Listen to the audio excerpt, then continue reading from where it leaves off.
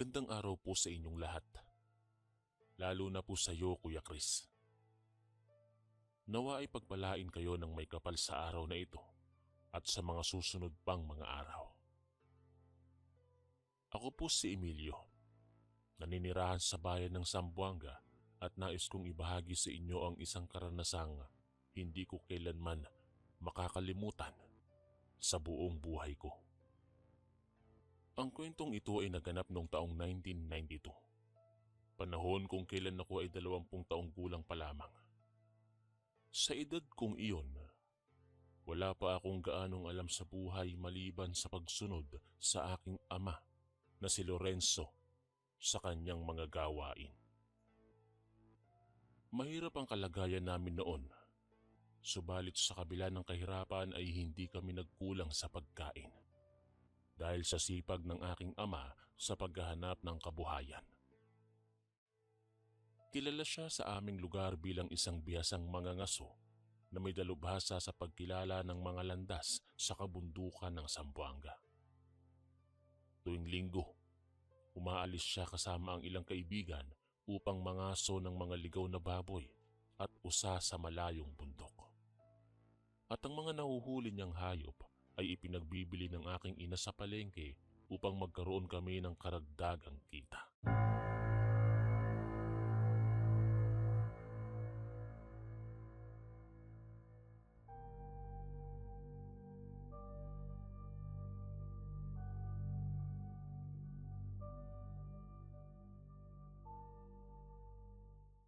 Nang ako ay tumungtong na sa edad na 19, nagsimula kong samahan ang aking ama sa kanyang paglalakbay sa bundok upang matuto ng kanyang sining.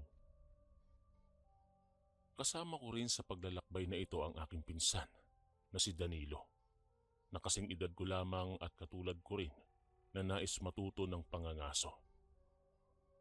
Maraming beses na kaming naglakbay sa iba't ibang kabundukan ng Zamboanga. At may mga pagkakataon na umabot kami ng 3 araw o higit pa bago makabalik sa aming tahanan. Hindi naman ako nagreklamo sa ganitong kalagayan dahil sa tuwing kami ay bababa ng bundok, puno ang aming mga dalang supot ng karne mula sa mga nahuling hayop. Malaki ang kinikita ng aming pamilya kapag naibenta ng aking ina ang mga ito. At bilang gantimpala sa aking pagsama kay tatay, binibigyan niya ako ng pera na sapat na para sa isang binata na tulad ko. Sa paglipas ng mga taon, naging sanay na ako sa buhay ng isang mangangaso. Natuto akong gumamit ng sibat, busog at maging ng lumang eskopeta na minsang ipinagkatiwala sa akin ng aking ama. Kilala na rin ako ng mga kasamahan niya bilang isang matapang na binata na hindi natatakot sa kahit anong hamon sa bundok. Subalit sa kabila ng aking pagiging pamilyar sa mga gubat at kabundukan, hindi pa rin nawawala sa akin ang pakiramdam ng kaba tuwing kami ay maglalakbay. Lalo na kapag pupunta kami sa mga lugar na hindi pa namin napupuntahan dati. May mga sandali kasi na nararamdaman ko ang kakaibang presensya sa paligid, na para bang may mga mata na sumusubaybay sa amin mula sa kadiliman ng kagubatan. Isang hapon, habang kami ay nagpapahinga sa bahay matapos ang isang mahabang linggo ng trabaho, dumating ang isang lalaking nagngangalang Kapitan Rodrigo.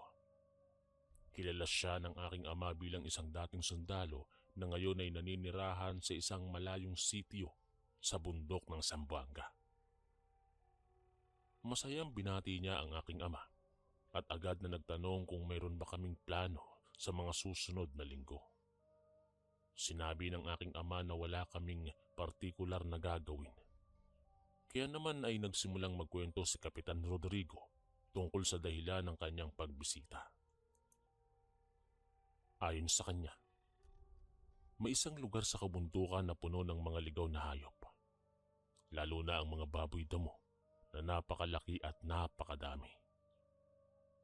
Inanyayahan niya ang aking ama na sumama sa isang grupo ng mga mangangaso na pupunta sa lugar na yon upang manghuli ng mga nasabing hayop. Napansin kong lubhang natuwa ang aking ama sa narinig. Halos hindi na niya mapigilan ang kanyang ngiti habang nakikinig kay Kapitan Rodrigo. Matagal na raw kasi silang hindi nakakapangaso ng malakihan. At ang pagkakataong ito ay tila isang bendisyon para sa amin.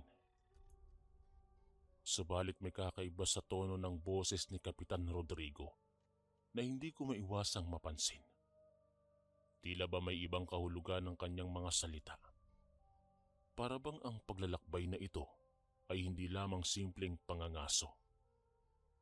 Nang tanungin ng aking ama kung saan eksakto ang lugar na pupuntahan nila, hindi ko narinig ang sagot ni Kapitan Rodrigo. Dahil inutusan ako ng aking ina na kumuha ng tubig mula sa balon. Nang ako ay bumalik, wala na si Kapitan Rodrigo at sinabi ng aking ama na pupuntahan pa niya ang iba pang mga kasamahan nila sa pangangaso. Dumating ang araw ng paglalakbay at naghanda na kami ng mga kagamitan. Napansin ko na napakaraming bala ng eskopeta ang dinala ng aking ama. Halos lahat ng kanyang imbak ay isinama niya. At mas nagtaka pa ako nang makita ko siyang nagbaon ng mga bala sa ilalim ng kanyang damit. Para bang hinahanda niya ang sarili para sa isang malaking labanan. Nang tanungin ko siya kung bakit ganoon karami ang kanyang dala, sinabi niya sa akin na makinig na lamang ako sa lahat ng kanyang sasabihin kapag nakarating na kami sa pupuntahan. Lumapit ang aking ina at sinabi niya sa akin na wag na raw akong sumama dahil may masama siyang kutob sa paglalakbay na ito. Sinabi ko naman sa kanya na kailangan kong samahan si tatay upang matulungan siya at hindi ko siya maaaring pabayaan. Bumuntong hininga ang aking ina at humingi ng pangako sa aking ama na ligtas kaming makakabalik. Nagsimula na ang aming paglalakbay kasama ang grupo ni Kapitan Rodrigo. Nang bilangin ko ang aming grupo, napansin kong 15 kaming lahat, na mas marami kaysa sa dati naming mga lakad na 5 o 6 lamang. Nagtaka ako kung bakit kailangan ng napakaraming tao para sa isang simpleng pangangaso.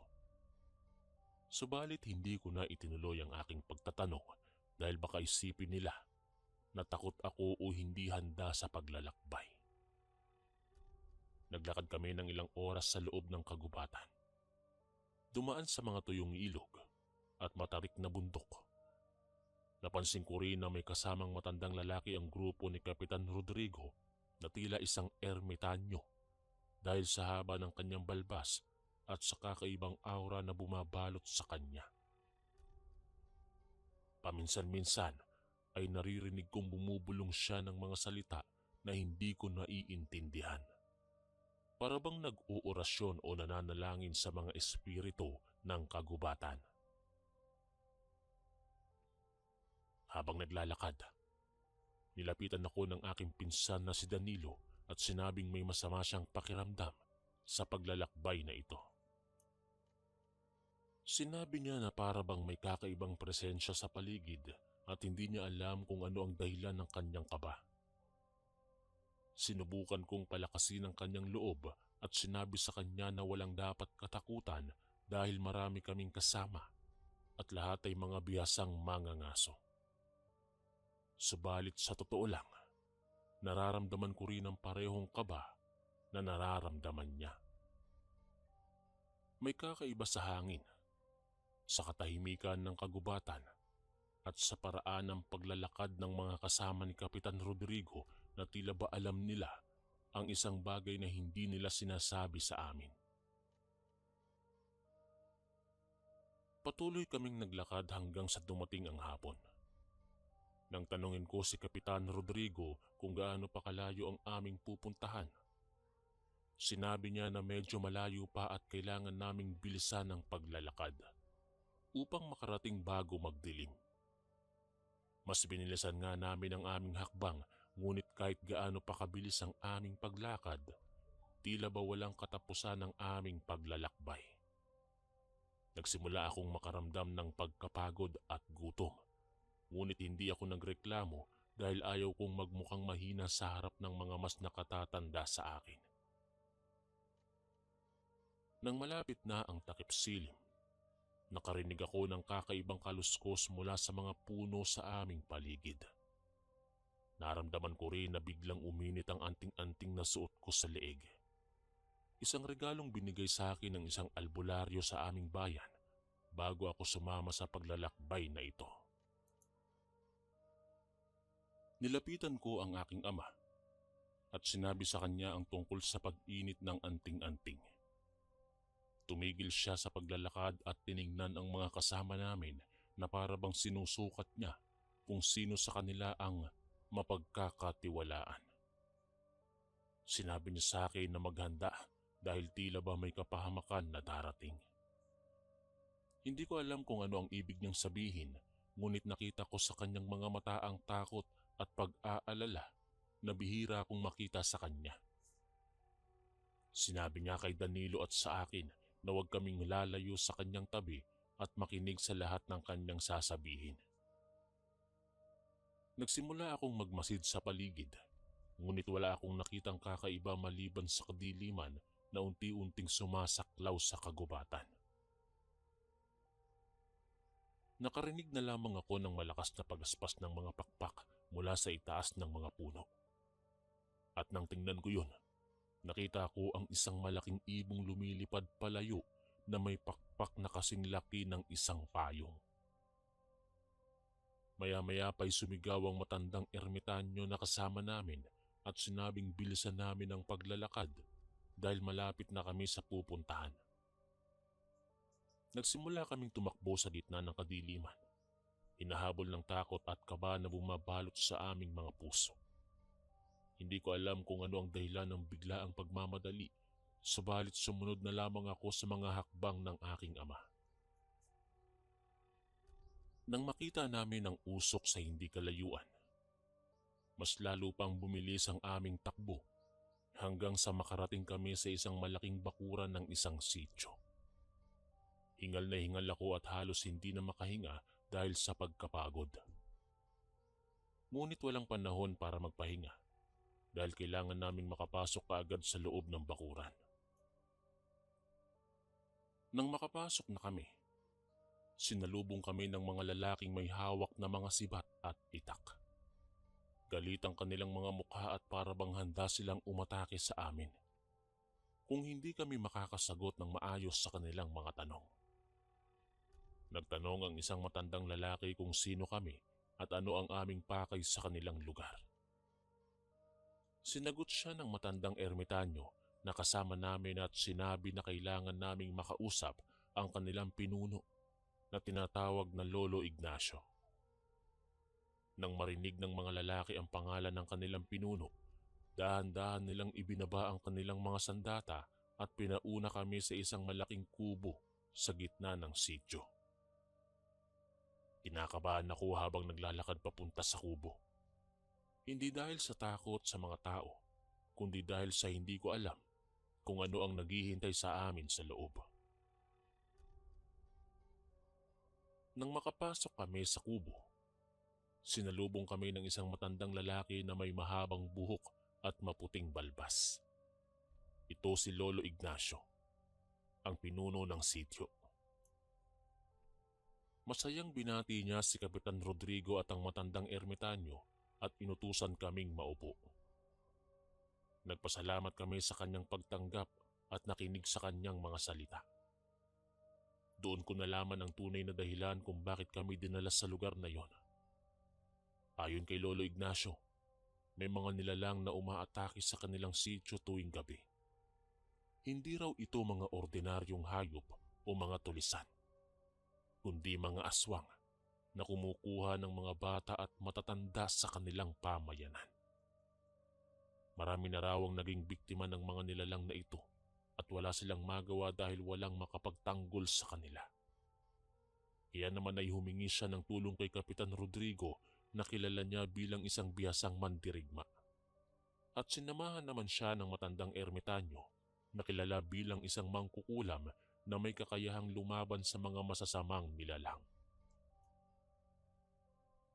Naramdaman ko ang takot na bumalot sa aking dibdib nang marinig ko ang mga salitang aswang. Mula pagkabata ay narinig ko na ang mga kwento tungkol sa mga nilalang na ito. Subalit hindi ko kailanman inakala na makakaharap ko sila ng personal.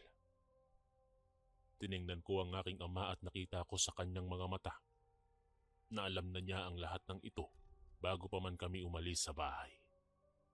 Kaya pala napakaraming bala ang kanyang dinala. Kaya pala sinabi niya sa aking ina na magiging malaki ang aming kikitain sa paglalakbay na ito. Hindi ito simpleng pangangaso ng mga hayop, kundi isang misyon upang patayin ang mga aswang na nambibiktima sa sityo. Naglaba si Lolo Ignacio ng mga piraso ng ginto na singlaki ng itlog ng manok at ibinigay sa bawat isa sa amin bilang paunang bayad.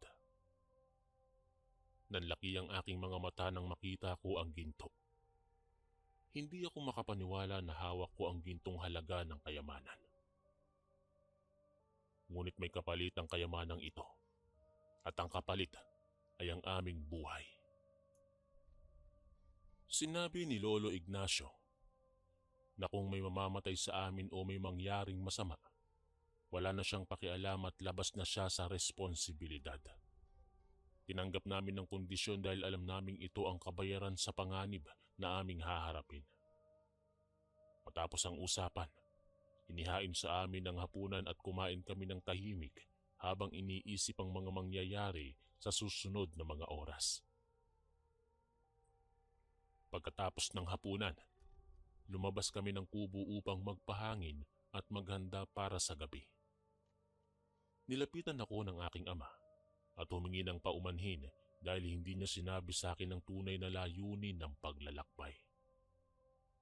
Sinabi niya na kung sinabi niya sa akin ang totoo, baka hindi ako sumama at sayang naman ang pagkakataong kumita ng malaki. Sinabi ko sa kanya na naiintindihan ko at handa akong tumulong kahit na takot ako. Habang nag-uusap kami, narinig ko ang pag-uusap ni Kapitan Rodrigo at ng matandang ermitanyo tungkol sa mga aswang. Sinabi ng matanda na hindi basta-basta ang mga nilalang na ito at kailangan nilang maghanda ng mga espesyal na sandata at anting-anting upang protektahan ang kanilang mga sarili. Ibinigay ng matanda sa amin ang mga porseras na yari sa bakal na may nakaukit na mga simbolo. Sinabi niya na ang mga porserang ito ay magpoprotekta sa amin laban sa mga kapangyarihan ng mga aswang. At hindi kami madaling masasaktan. Isinuot ko ang pulseras at naramdaman ko ang init nito sa aking palad. Para bang may buhay na tumatakbo sa loob nito. Sinabi rin ng matanda na huwag kaming maingay at maghintay na lamang sa loob ng kubo hanggang sa dumating ang mga aswang. Kapag narinig na namin ang kanilang mga huni, doon na kami magsisimula ng aming pag-atake. Pumasok kami sa loob ng kubo at naghintay sa kadiliman. Tahimik ang lahat maliban sa tunog ng mga kuliglig at ng hangin na humahampas sa mga dahon ng puno. Nakaramdam ako ng kaba at takot, subalit pinilit kong maging matatag para sa aking ama at sa aking pinsan. Lumipas ang ilang oras at wala pa ring nangyayari. Ngunit biglang nakarinig ako ng kakaibang huni mula sa labas. Hindi ito huni ng ibon o ng anumang hayop na kilala ko, kundi isang nakakapangilabot na tunog na para bang huni ng tao na pinagsama sa tunog ng hayop. Uminit muli ang anting-anting ko at naramdaman ko ang panginginig ng aking mga kamay. Nilapitan ako ng matandang ermitanyo at sinabi sa akin na huwag maingay at silipin sa butas ng dingding ang nasa labas. Sumunod ako at nang sumilip ako, halos mawalan ako ng hininga sa nakita ko. May 3 tao na naglalakad sa labas ng kubo, ngunit hindi sila ordinaryong tao. Ang kanilang mga katawan ay tila nabulok na. May mga sugat at bukol sa kanilang balat, at ang kanilang mga mata ay nagniningning sa dilim. Mahaba ang kanilang mga kuko at ngipin, at patuloy ang pag-agos ng laway mula sa kanilang mga bibig. Tumatakbo sila nang nakapatong ang kanilang mga kamay sa lupa na para bang mga hayop. Alam kong ito na ang mga aswang na binanggit ni Lolo Ignacio at nandito na sila upang umatake sa sitio. Sumigaw ang isang babae mula sa kabilang kubo at agad kaming tumakbo papunta roon upang tumulong. Nang makarating kami, nakita ko ang isa sa mga aswang na nasa ibabaw ng bubong at sinusubukang sirain ang pawid upang makapasok. Walang pag-aalinlangang itinapat ng aking ama ang eskopeta at pinaputukan ng nilalang. Tumaob ito mula sa bubong at bumagsak sa lupa. Ngunit hindi pa ito patay. Mabilis itong bumangon at sumugod sa amin na may galit na muka. Inihanda ko naman ang aking sibat at sinalubong ang nilalang. Tinamaan ko ito sa tagiliran, ngunit daplis lamang ang tama. Napakabilis at napakaliksi niyang kumilos. Hindi ko inasahan na ganito kalakas ang mga aswang. Nakipaglaban din ang aking ama at si Danilo sa isa pang aswang na sumugod sa amin. Ang mga tiyuhin ko naman at ang iba pang kasama ay nakikipaglaban sa 2 malaking aswang na doble ang laki ng mga kaharap namin. Napakalakas ng mga nilalang na ito. Para kaming mga bata na nilalaro lamang nila. Sinisipa at kinakalmot nila kami. At marami sa amin ang nasugatan. Napansin ko na hindi ako gaanong nilalapitan ng aswang na kaharap namin. Tila ba natatakot ito sa akin o sa anting-anting na suot ko. Ginamit ko ito sa aking kalamangan at patuloy kong sinasalakay ang nilalang hanggang sa mapagod ito. Sa kalagitnaan ng laban, nakita ko kung paano sinugod ng aswang ang aking ama at tinumba siya. Nabitawan niya ang eskopeta at napahiga sa lupa habang ang aswang ay nakapatong sa kanya at handa ng sakmalin siya. Sumigaw ako at tumakbo papunta sa kanila. Ngunit mas mabilis si Danilo. Kinuha niya ang eskopeta at walang tigil na pinagbabarilang aswang hanggang sa tumagilid ito at bumagsak sa tabi ng aking ama. Sumigaw ang aking ama dahil sa gulat at takot na baka siya ay tamaan ng bala. Ngunit salamat sa Diyos at hindi siya tinamaan. Lumapit ako sa kanila at sinibat ko ang ulo ng aswang ng paulit-ulit hanggang sa tuluyan itong mamatay. Tumulong kami sa iba naming kasama na nakikipaglaban pa rin sa 2 malalaking aswang. Ang mga nilalang na ito ay mas malakas at mas matalino kaysa sa mga nauna at nahirapan kaming talunin sila. Gumamit kami ng lahat ng aming sandata at lakas upang patayin ang mga ito. Ang matandang ermitanyo ay nag-orasyon at nagbubulong ng mga salita habang lumalaban. At nakita ko kung paanong unti-unting humina ang mga aswang. Tila ba ang kanyang mga dasal ay gumagana at pinapahina nito ang kapangyarihan ng mga nilalang. Matapos ang mahabang labanan na tumagal ng ilang oras, napatay din namin ang 2 aswang at naghingalo ang mga ito sa lupa. Nang makumpirma naming patay na nga ang lahat ng aswang, inutusan kami ng matandang ermitanyo na maghukay ng malalim na hukay para ilibing ang mga bangkay. Sinunod namin ang kanyang utos at naghukay kami ng 3 hukay na singlalim ng isang matangkad na tao. Inilagay namin ang mga bangkay ng aswang sa loob ng mga hukay na nakapatihaya at nag-orasyon ng matanda bago namin tinakpan ang lupa. Sinabi niya na ang ganitong paraan ng paglilibing ay makakapigil sa mga aswang na muling mabuhay o mahanap ng kanilang mga kaanak. Nag-orasyon din siya sa paligid ng sitio upang protektahan ito mula sa iba pang masasamang nilalang na maaaring dumating. Matapos ang lahat ng iyon, napaupo ako sa lupa at naramdaman ko ang pagkapagod at sakit ng katawan. Puno ako ng mga galos at sugat mula sa labanan. Ngunit buhay pa rin ako at yun ang mahalaga. Tiningnan ko ang aking ama at si Danilo at nakita ko rin na puno sila ng mga sugat ngunit ligtas naman. Lumapit sa amin si Lolo Ignacio at nagpasalamat sa aming ginawa. Sinabi niya na dahil sa amin ay ligtas na ang kanilang sitio at makakatulog na sila ng mahimbing. Ibinigay niya sa amin ang natitirang bayad na ginto bilang pasasalamat at mas malaki pa ito kaysa sa una niyang binigay. Nanatili kami sa sitio ng ilang araw upang magpahinga at siguraduhing wala ng ibang aswang na darating. Sa loob ng mga araw na yon, pinagamot kami ng mga taga-sitio at binigyan ng pagkain at tubig. Nakipag-usap din ako sa mga tao doon at narinig ko ang kanilang mga kwento tungkol sa mga pinsala na ginawa ng mga aswang. Maraming bata at matanda ang nawala at takot silang lumabas ng gabi dahil baka sila ang susunod na biktimahin. Ngunit ngayong patay na ang mga aswang, bumalik na ang katahimikan at kapayapaan sa kanilang pamayanan.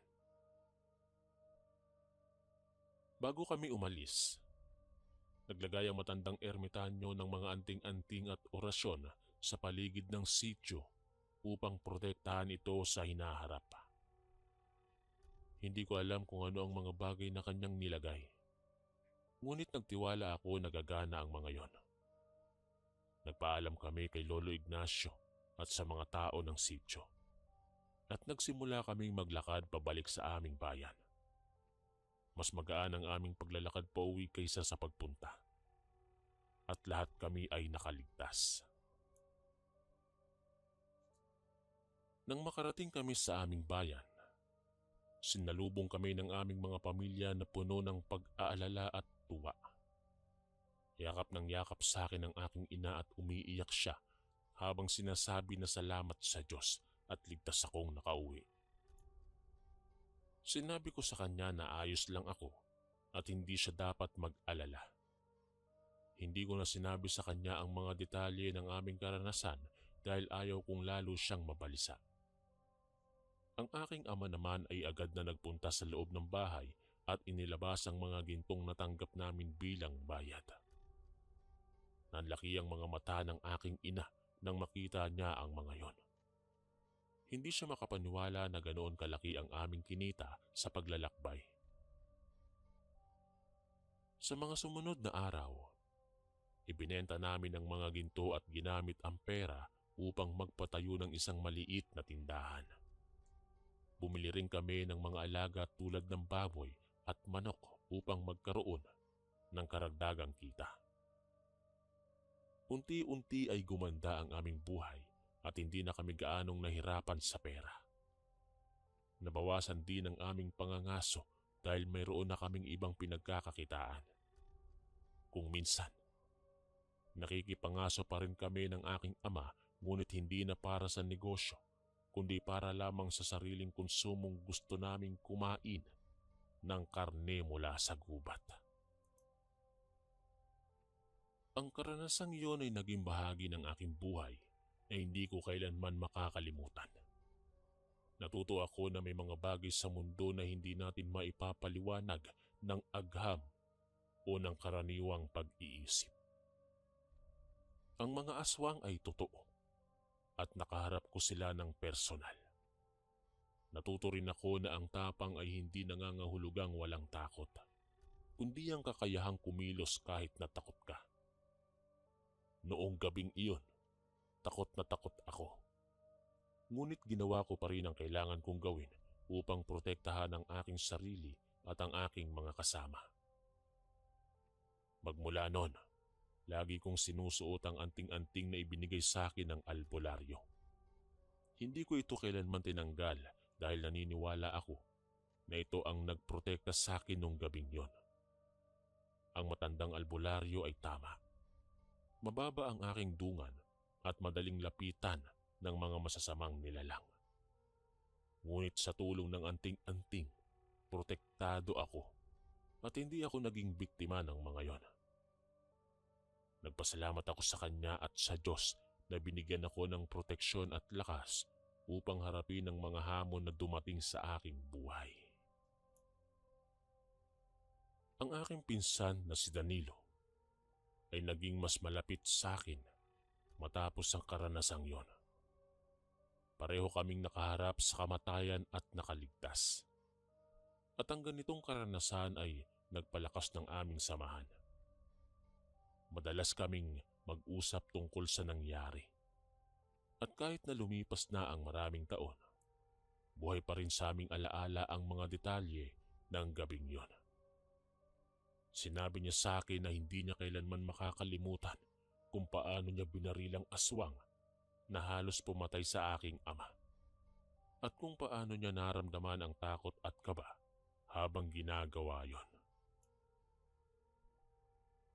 Ang aking ama naman ay naging mas maingat sa mga paglalakbay niya mula noon.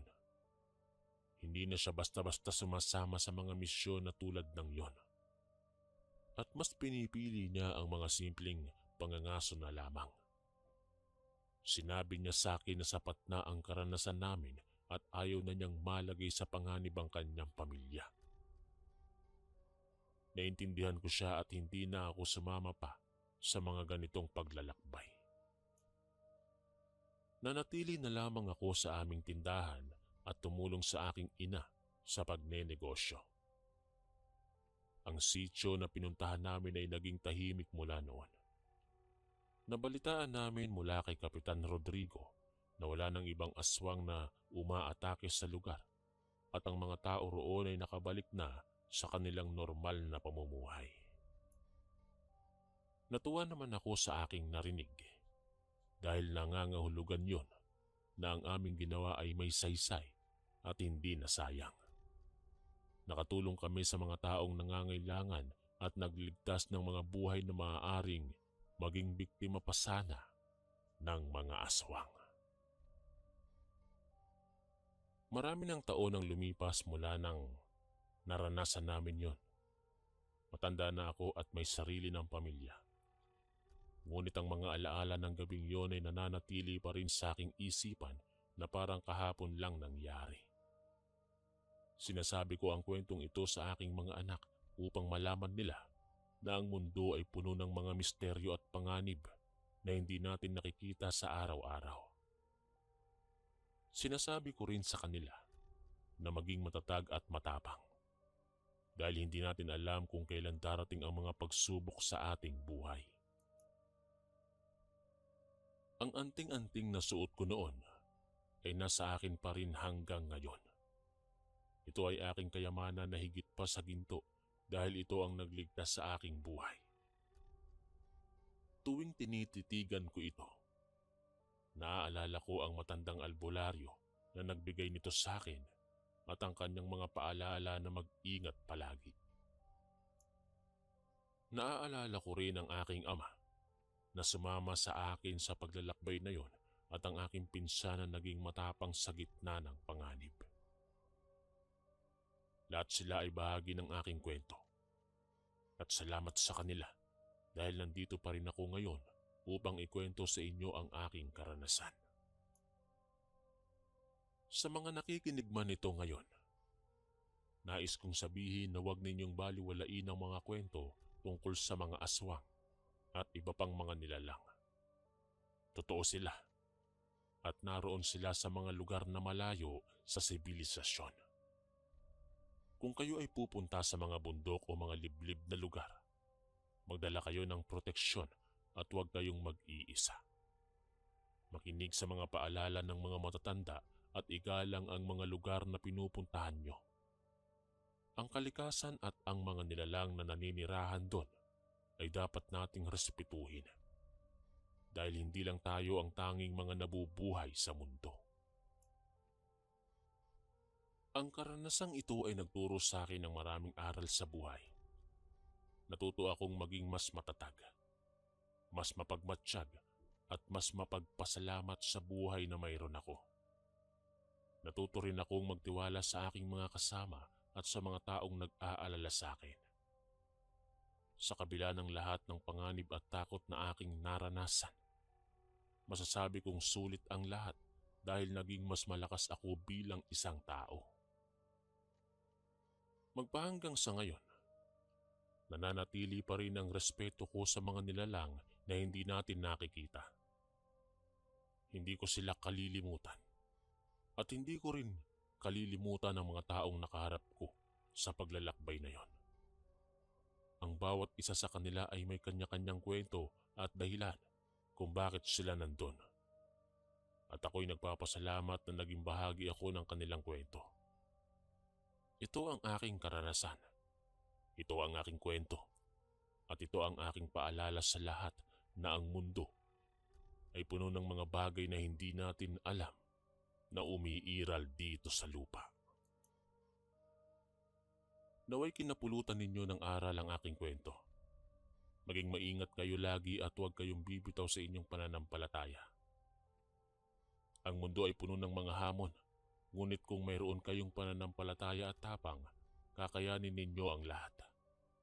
Salamat po sa inyong pakikinig at sa pagbabasa nito, Kuya Chris. Naway pagpalain kayo ng may kapal sa inyong mga paglalakbay at sa inyong buhay. Ito po si Emilio, ang inyong kaistorya.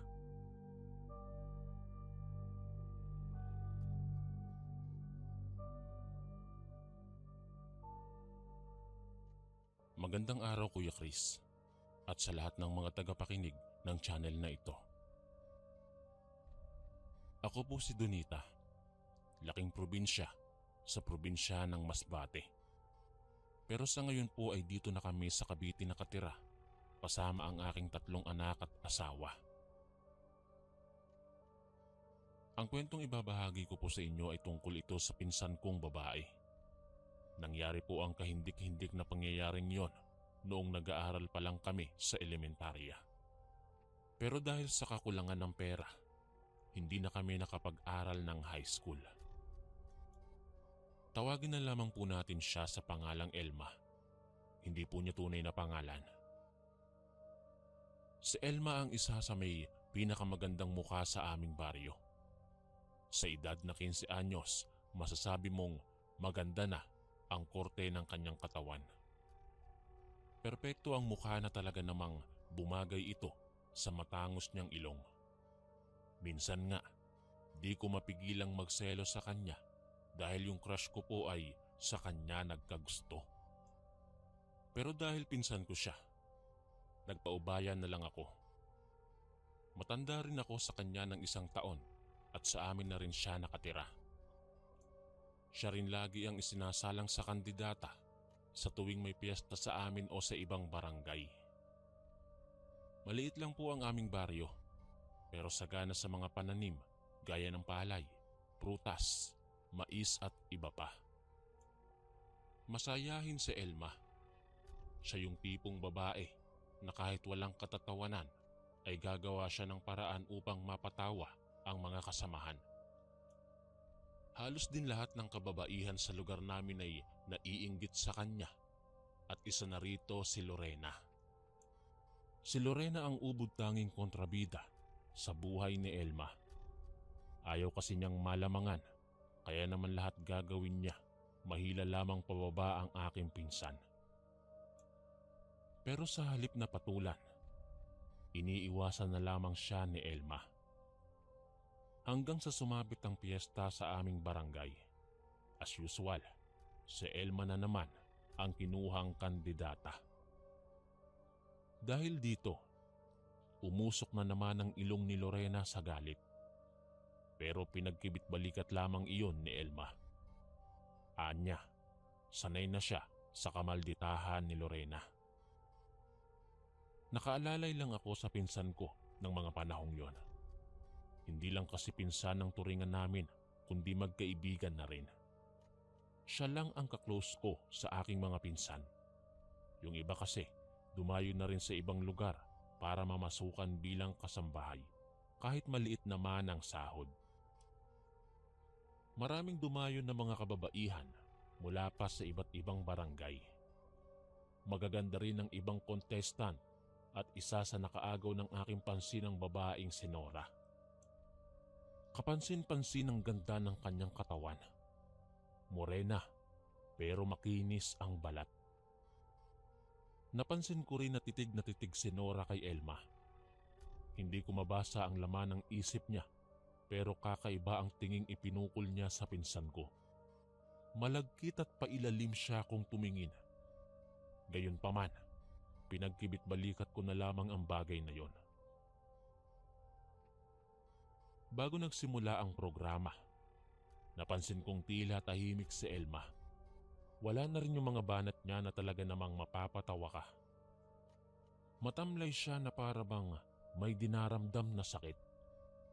Nilapitan ko pa siya para tanungin kung maayos lang ba siya. Pero tanging tango lang ang naging tugon niya sa akin. Hanggang sa nagsimula na ang pagtawag sa kanilang pangalan. Naunang naglakad ang iba. Sumunod si Elma. Sa likuran niya ay si Nora. Masama ang tingin niya sa pinsan ko. Kitang-kita ko yon dahil malapit lang ako sa kanila. Hindi ako nagpahalatang napapansin ko siya. Pero bigla akong napalunok nang tinitigan niya ako sa mga mata ko. Kakaiba ang mga mata niya. Parang maaakit ka sa bawat titig niya. Nagiwas ako ng tingin at nagkunwaring hindi ko siya nakita. Pero sa gilid ng mga mata ko, kitang-kita ko ang pagkibot ng kanyang mga labi. Sunod-sunod ang palakpakan sa entablado pag-akyat pa lang ni Elma. Pero natigilan sila nang sumunod si Nora. Lahat ng mga mata nila ay sa kanya nakatutok. Hindi ko alam kung ano ang nasa isip ni Elma ng mga panahong yon. Lalo na nung magsigawan na ang mga tao na siyang isinisigaw ay ang pangalan ni Nora. Hindi pa rin halos kumibo si Elma. Matamlay ang mga ngiti niya na ipinagtaka ng mga taong nasa paligid, lalong-lalo na ang aming mga kabaryo. Makalipas ang tanungan portion, hanggang sa idineklarang kandidata si Elma dahil mas maganda ang kanyang sagot. Tahimik pa rin si Elma hanggang sa natapos ang paligsahan. Niyaya ko na lamang siyang umuwi dahil madaling araw na rin naman.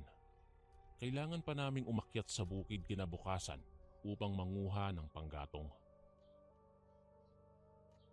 Isang linggo simula nang matapos ang piyesta sa amin, napapansin ko ang biglaang pagbabago sa katawan ni Elma.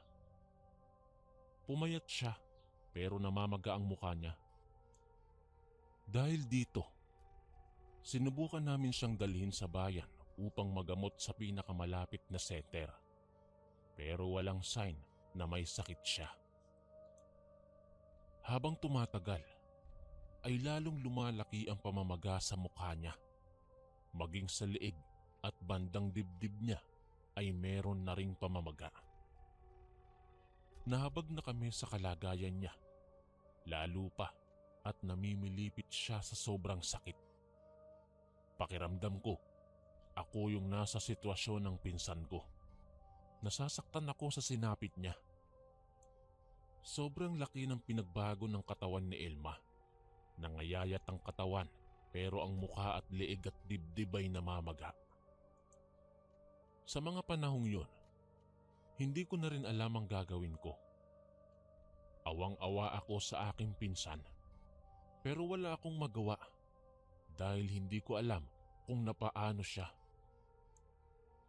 Hanggang isang araw, may nagpunta sa bahay namin na nakatira sa kabilang baryo. Maganda ang babae at medyo may kahawig siya na isa sa mga sumaling kandidata noong piyesta sa amin. Hindi ko lang maalala kung sino sa kanila. Nagkataong kaarawan niyo ng isa sa mga kapatid ko. May sadya raw ang ginang sa mama ko. Nang makita niya si Elma, ay nanghilakbot siya. Sunod-sunod ang paglunok niya ng laway hanggang sa unti-unting umiiling. Nabanggit niya ng gabing yon ang tungkol sa nangyari sa anak niyang lalaki. Ayon sa kanya, kinulam daw ang anak niya dahil sa inggit at selos. Halos kapareho lang sa nangyari sa pinsan ko. Habulin daw kasi ito ng mga babae, kaya halos lahat ng kalalakihan sa barangay nila ay galit na galit sa anak niya.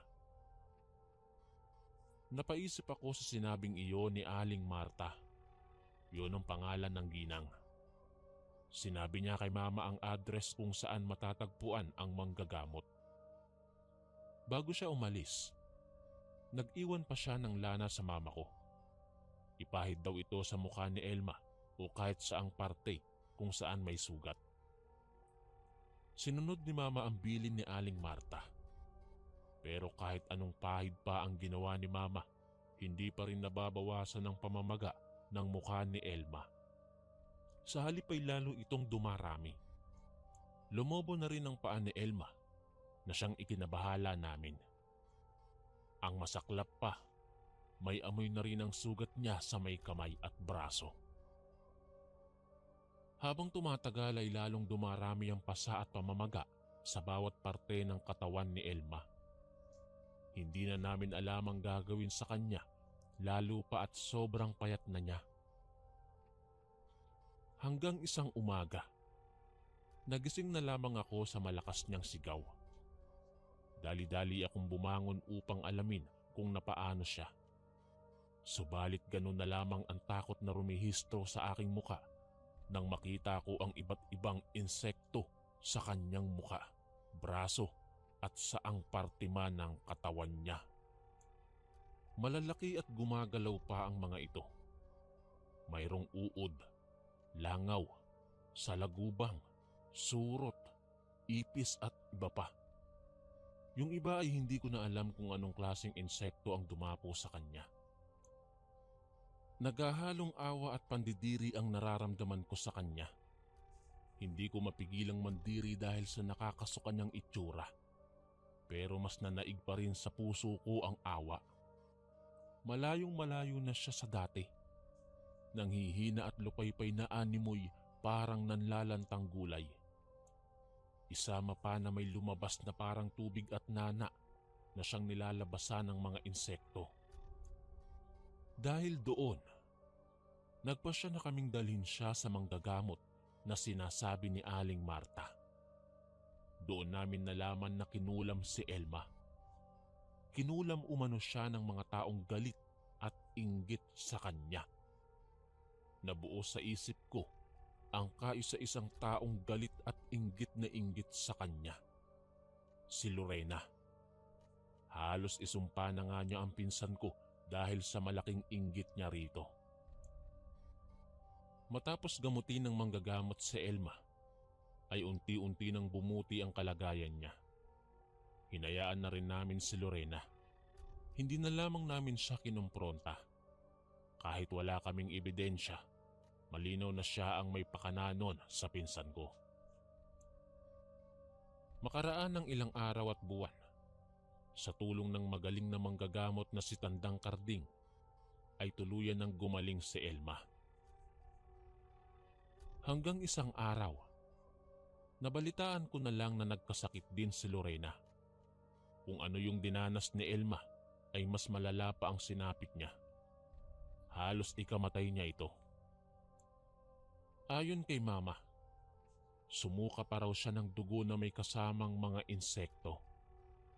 Hindi rin daw matukoy ng mga magulang niya kung anong nangyari sa kanya. Dahil sa awa ay pinili pa ring tulungan ni mama si Lorena. Sinabi ni mama sa mga magulang ni Lorena ang manggagamot na siyang tumulong kay Elma. Walang sinayang na oras ang mga magulang ni Lorena. kaagad siyang dinala kay Tandang Karding upang malapatan ng mabisang gamot. Sinamahan namin sila ni Mama para makasigurong doon sila pupunta. Halos hindi kami makapaniwala nang sabihin ni Tandang Karding ang dahilan kung bakit ganoon ang sinapit niya. Kinulam siya at gaya ni Elma, malaki rin daw ang inggit ng taong yon sa kanya. Nang mga panahong yon, hindi ko alam ang aking iisipin kung bakit nagawa ng taong yon ang ganoong klaseng kasamaan. Nahihiya rin akong tumingin kay Lorena dahil napagbintangan pa namin siya. Akala namin siya ang nagpakulam sa pinsan ko, pero nagkamali pala kami dahil maging siya man ay biktima rin ng kulam. Nang panahong yon, umasa kaming malalaman namin ang kasagutan sa aming mga katanungan hanggang sa muling nagbalik si Aling Marta. Sa pagkakataong yon, may kasama na siya. Panayang paglunok ko ng laway nang muli kong masilayan ang magandang babaeng nakatunggali ni Elma sa kandidata na si Nora. Anak pala siya ni Aling Marta. Biglang sumagi sa isip ko ang masamang tingin ni Nora kay Elma. Pero hindi ako nagpadalos-dalos dahil minsan na akong nagkamali ng hinala. Kaya binura ko na lang sa aking isipan ang pangyayaring iyon. Subalit isang araw, nabalitaan namin kay Aling Marta na nagkasakit umano ang anak niyang si Nora. Doon din namin nalaman na si Nora pala ang nagpakulam sa pinsan ko at kay Lorena. Ang hindi ko lang maintindihan kung bakit pati si Lorena ay kinulam din ni Nora. Sinabi sa akin ni Lorena na minsan na daw niyang nakalaban sa paligsahan si Nora at natalo niya ito dahil mali ang sagot nito sa question and answer. Napahiya raw si Nora dahil pinagtawanan ng mga manonood. Marahil isa yon sa dahilan kung bakit ganon na lang ito gumanti. Inamin sa amin ni Aling Marta na mangkukulam daw ang kanyang biyenan. Wala raw itong pinipiling tao basta maabutan ng pera. Kahit apo o kamag-anak pa ay tatablahin nito. Ganon kasamang mangkukulam ang kanyang biyenan na babae. Ang hindi ko alam kung bakit galit na galit si Nora sa pinsan ko, gayong wala naman itong ginagawang masama sa kanya. Naisip ko na lang na baka dahil natalo siya ni Elma kaya pinakulam niya ito. Pero sa kasamaang palad ay hindi nakaligtas si Nora sa kamay ng kanyang lola. Pinatay siya mismo ng kanyang lola nang dahil lang sa pera. Ayon sa mama niya, pinapatay siya ng kanyang sarili nilang kamag-anak dahil din sa selos. Ang pangyayaring yun, Kuya Chris, magpahanggang sa ngayon ay buhay na buhay pa rin sa aking isipan na kung saan ay masamang magtanim ng galit, inggit at selos sa katawan dahil hindi natin alam kung ano ang kalalabasan. Sabi nga ng iba, kung ano ang iyong itinanim ay siya rin ang iyong aanihin. Hanggang dito na lang po. Ako po si Donita, ang inyong kaistorya.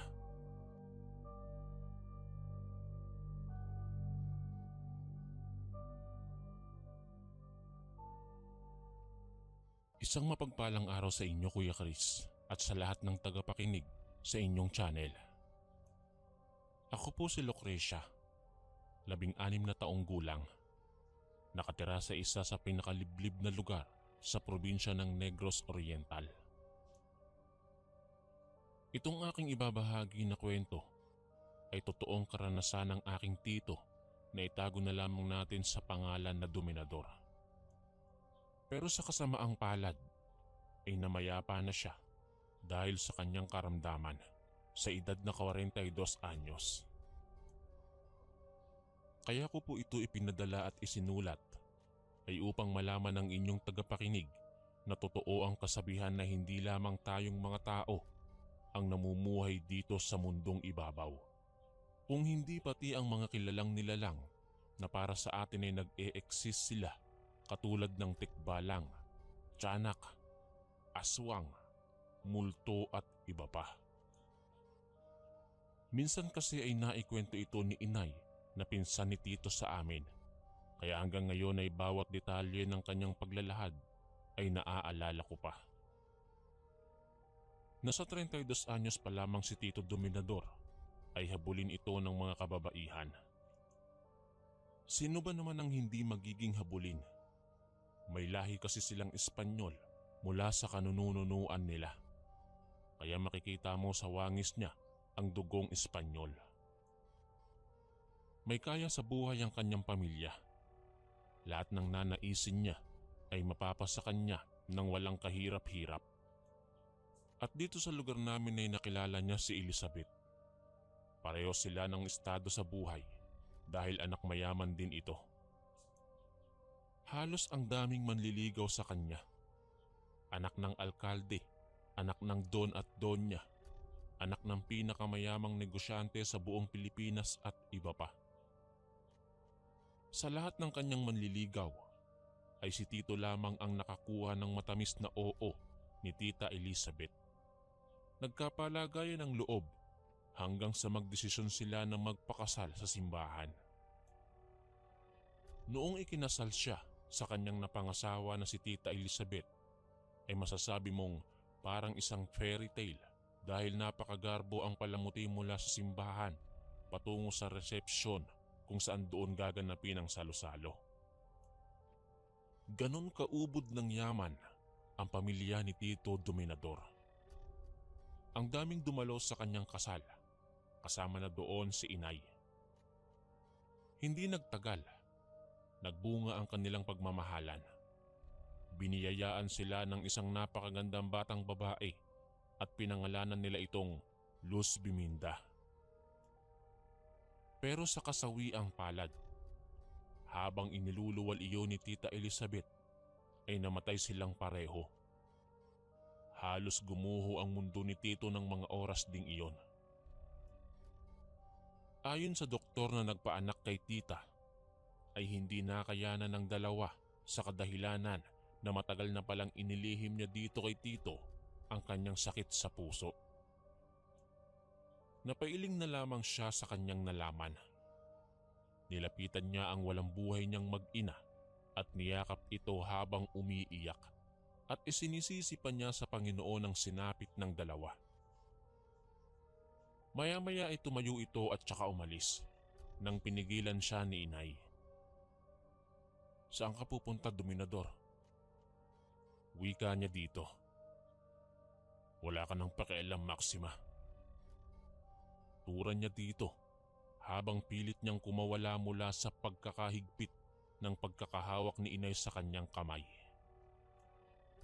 Habang naglalakad ito sa kung saan man siya dalhin ng kanyang mga paa, ay biglang nadaanan niya ang munting kapilya ng ospital. Bago pa siya pumasok sa loob, may nakita siyang hindi naman kalakihan na bato at kinuha niya ito ng isa-isa. Binitbit niya iyon papasok sa loob at nagmumura sa harapan ng crucifix ng Panginoon habang nakakuyom iyong kaliwa niyang kamay. Pinagbabato niya iyon hanggang sa magkabitak-bitak ang imahe ng crucifix ng Panginoon. "Anong saysay mo kung hindi mo bubuhayin ng mag-ina ko?" Patuloy pa rin ito sa pagbato habang umiiyak. At kinalaunan ay lumuhod sa harapan at patawa-tawa. Doon sa loob ng kwarto ng ospital, kung saan nandun pa ang bangkay nila Tita Elizabeth at yung sanggol na si Luz Biminda at tinakpa ng puting tela, isang staff ng hospital ang habol hininga ang nagwika habang ito ay pawis na pawis. "May lalaking nagwawala doon sa loob ng munting kapilya, Dok. Pinagbabato niya ang crucifix ng Panginoon." Wika niya sa doktor habang hapu-hapu niya ang kanyang dibdib. Nanlaki ang mga mata ni inay at nung kamag-anak namin. Hindi siya nagkakamali. Si Tito Dominador yon. Walang ano-ano. Kasama ang doktor ay tumakbo sila sa direksyon papunta sa may munting kapilya. Naabutan nila itong pinagbababato ang imahe ng crucifix ng Panginoon habang umiiyak at tumatawa ng malakas. Agad siyang pinigilan ng mga doktor at staff. Pinakalma muna nila yon. Nung kumalma na siya, tsaka na siya kinausap ni inay ng masinsinan. Dominador, alam kong masakit pa rin sa iyo ang pagkawala ng iyong mag-ina. Pero wag mo naman sanang sisihin ang Panginoon sa nangyayari ngayon. Alam kong may rason ang lahat. Sabi niya dito, habang nakaupo silang dalawa sa may loob ng munting kapilya at niyakap niya ito. Pasensya ka na sa aking nagawa, Maxima. Hindi ko lang mapigilan ang aking sama ng loob. Umiiyak ito habang kinakausap si inay. Pinatahan niya ito. Nung mabuti na ang kanyang kalagayan, bumalik na sila sa loob ng kwarto kung saan nandun pa rin ang walang buhay niyang mag-ina. Kinausap niya ang doktor kung maaari ba niyang maiuwi ang bangkay ng kanyang mag-ina. Sagot naman ng doktor ay pwede naman, basta lang lagdaan niya yung papel na naglalaman na kailangan nilang magbayad upang tuluyan na silang makaalis sa ospital. Pagkatapos niyang basahin ang mga nakasulat doon sa may papel, ay walang pag-aalinlangan niya itong nilagdaan. Nang matapos niyang malagdaan yon, agad inutusan ng doktor yung isa pang staff ng hospital na tawagin yung mag-eembalsamo ng patay. Kinuha nila yung bangkay ng mag-ina. Inilagay sa may bed stretcher at hinila nila palabas ng kwarto. Habang sila inay naman at Dominador at ang kamag-anak nito ay nakasunod lamang. Tahimik lamang ang mga itong nakasunod. Kalungkutan ang namumuo sa kanila. Nang madaanan nila ulit ang kapilya, pinakiusapan ni Tito si inay na mauna sila at susunod na lamang ito. Bumuntong hininga muna ito at saka pumasok sa loob. Nang nasa loob na siya, napaluhod ito habang nagdadasal papunta sa harapan ng crucifix ng Panginoon at humingi siya ng tawad. Panginoon ko, patawarin mo ako sa kalapastanganan na aking nagawa. Isinisik ko sa iyo ang pagkawala ng aking mag-ina. Patawarin mo po ako, Panginoon. Lumuluhod ito habang nagdarasal at umiiyak. Pagkatapos niyang humingi ng tawad, habang ito'y nagdarasal, ay nagpahinga muna ito saglit. Pinahid ang kanyang mga luha at saka umalis na ito at pumunta na sa morgue. Pagkarating niya doon, natapos na ang embalsamador sa pag-iimbalsamo niya doon sa mag-ina. Tinawagan lang nila yung punerarya upang doon nila tapusin ang hindi pa nila natapos. Maya-maya ay dumating na yung staff ng punerarya. Kinuha yung bangkay ng mag-ina habang hinihila nila ang bed stretcher papalabas ng ospital. Agad silang sumunod at sumakay doon sa lumang sasakyan. Habang nasa loob sila, hindi nila mapigilan ang pag-iyak, lalo na si Tito na sobrang nagulat pa sa nangyari. Pagkarating nila doon sa bahay, agad silang sinalubong ng mga tauhan ng kanyang pamilya. Nagsibaba silang lahat. Maaaninag mo sa kanilang muka ang sobrang kalungkutan. Inilabas na ng mga taga-punerarya ang dalawang kabaong. Isa-isa nila iyong ipinasok sa loob ng bahay. At nang maayos na nila ang lahat, tsaka na sila umalis. Isang nakabibinging gabi ang nadarama ng lahat. Pinagsabihan na si Tito ng kanyang mga magulang na magpahinga na, pero ayaw pa niya dahil hindi pa siya inaantok. Nagsitulog na ang lahat, maliban kay Tito na hanggang ngayon ay hindi pa rin siya makapaniwala na wala na talaga ang kanyang mag-ina. Sinamahan siya ni inay. Hanggang sa inabutan na sila ng umaga, ni Antok ay hindi niya naramdaman. Nakatulala lamang ito sa harapan ng dalawang kabaong. Nag-alala na ang kanyang mga magulang sa sasapitin ng kanilang anak. Kinamayan nila si inay at pinagsabihan na kung maaari bang pakiusapan nila yon. Agad naman niya yung ginawa. Nung una ayaw itong pumayag. Pero kinalaunan, dahil na rin sa nakukulitan na siya kay inay, ay pumayag na ito. Tumayo na ito at naglakad papunta sa kanyang kwarto at nagpahinga. Unang araw ng burol, halos mapuno na ang kanilang bahay nang dahil sa maraming tao ang dumalo ng gabing yon. Napamahal na sa kanila si Elizabeth dahil na rin sa kabutihang loob nito. Yayayain sana nila itong lumabas si Tito pero agad naman iyong tumatanggi. Kahit naman sino ata, kapag nawalan ng mahal sa buhay ay hindi nila iyon matatanggap ng buong buo. Naiintindihan nila ang sinapit ni Tito.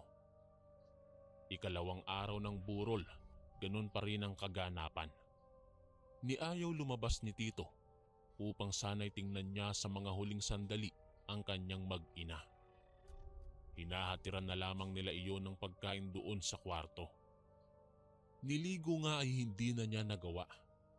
Sa halip, pinupunasan na lang ng kanyang ina ng malinis na bimpo ang katawan ni Tito at binibihisan ng malinis na damit at shorts.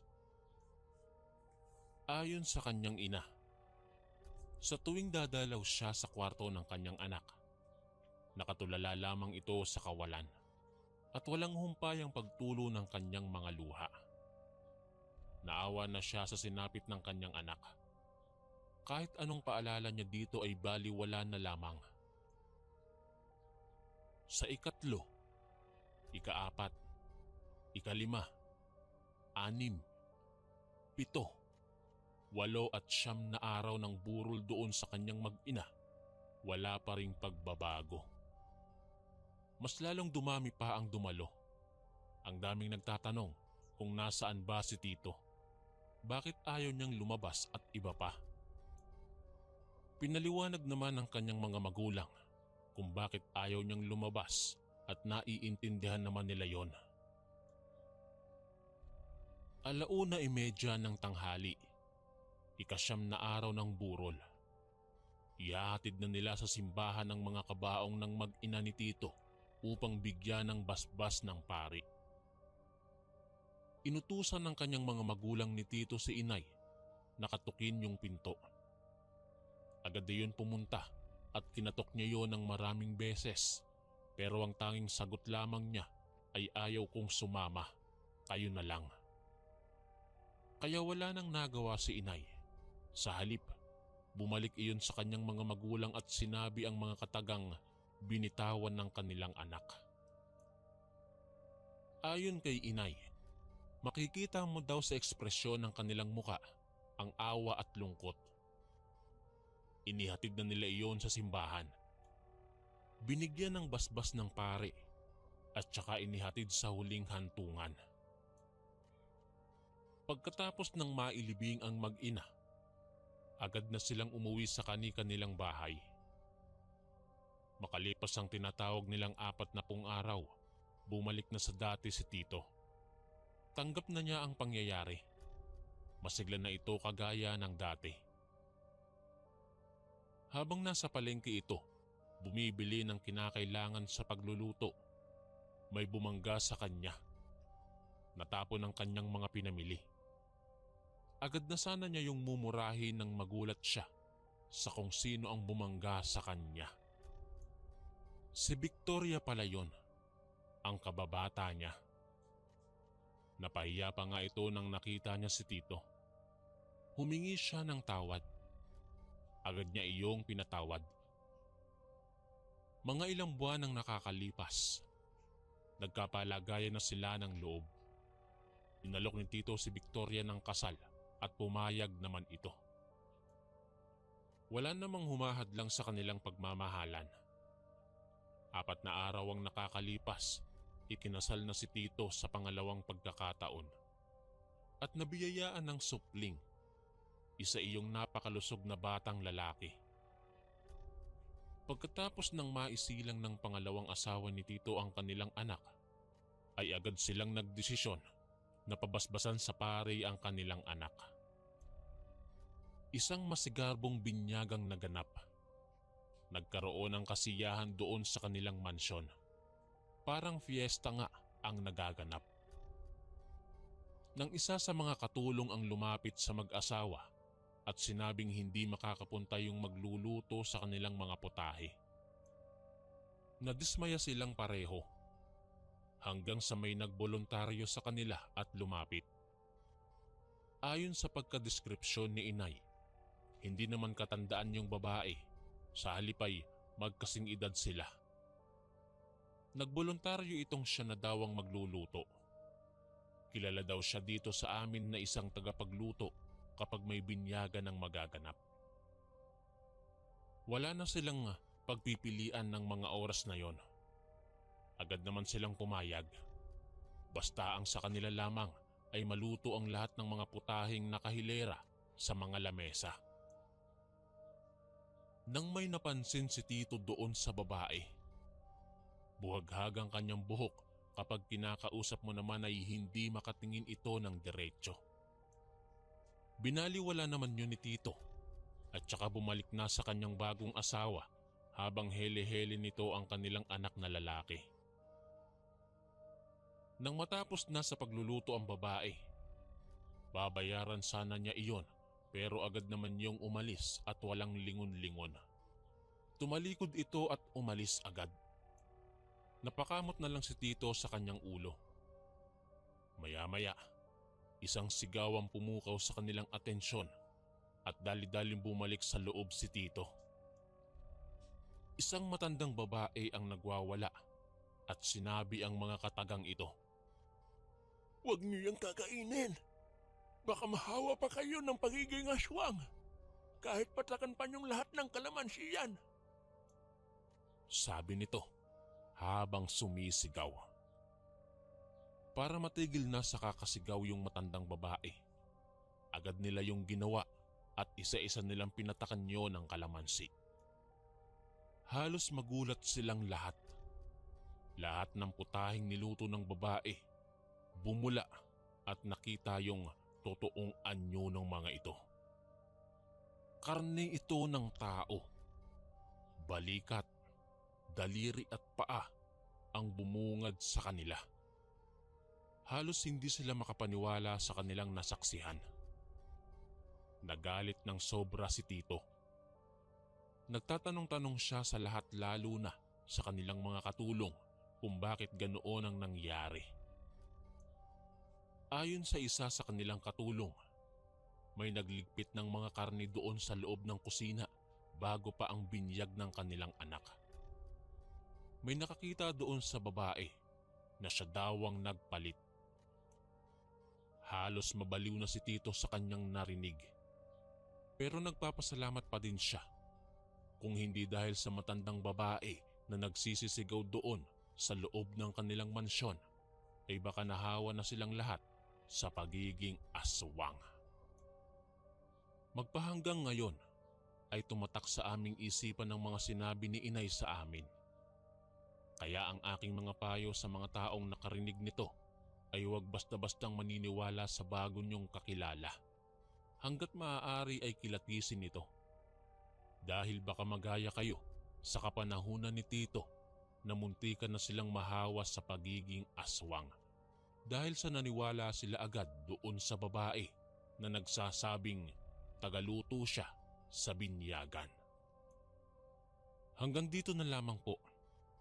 Ako po si Lucrecia, ang inyong kaistorya at maraming salamat po. Maraming salamat po mga kaistorya sa pakikinig. At kita-kits po ulit bukas para sa isa na namang nakakatakot na kwento. Ito po si Kuya Chris, ang inyong kaistorya. God bless po at ingat po lagi.